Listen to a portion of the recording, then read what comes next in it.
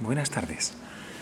Aquí estamos por fin con el aula Passive, del que seguro me habéis visto muchas veces comentar en vídeos, en YouTube, en el Facebook, en Twitter. Vale, total, que de una forma muy desperdigada quería ahora aprovechar para contaros cuál es la necesidad, ¿no? ¿Por qué un aula de construcción pasiva? Un aula de construcción, insisto, no de diseño pasivo. Veréis, como muchos ya sabéis, yo soy aparejador. Por lo tanto, desde la cuna muy preocupado por la construcción, porque esté bien hecha con calidad, con seguridad, con economía, como no. ¿Vale? Entonces, al adentrarme en el mundo de la construcción pasiva, encontré la misma preocupación que tienen muchos de mis compañeros. No tenemos personas adecuadas para llevar esto a cabo. A ver, tenemos las personas, pero no tenemos al personal perfectamente formado para llevar a cabo edificaciones de esta calidad, ¿de acuerdo?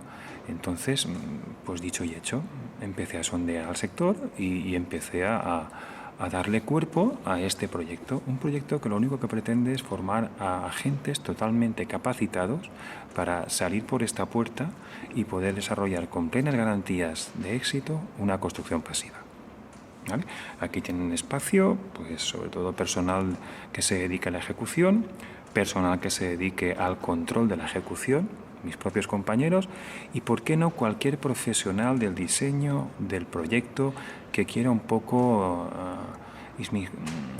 participar de esta tipología de construcción con pruebas, ¿vale? Con verdades, no con promesas, no con diseños, no con cálculos de ordenador, no, probándolo desde el principio.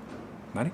Estamos en un almacén, si lo podéis ver, de construcción, en algo físico. Por lo tanto, tenemos a nuestro alcance, tenemos materiales, tenemos soluciones.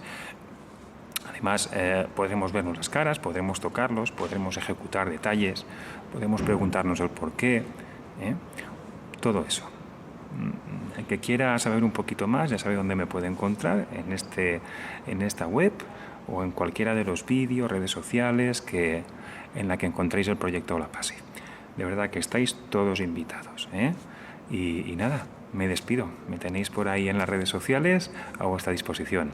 Un abrazo y ojalá os vea por aquí pronto. Hasta luego.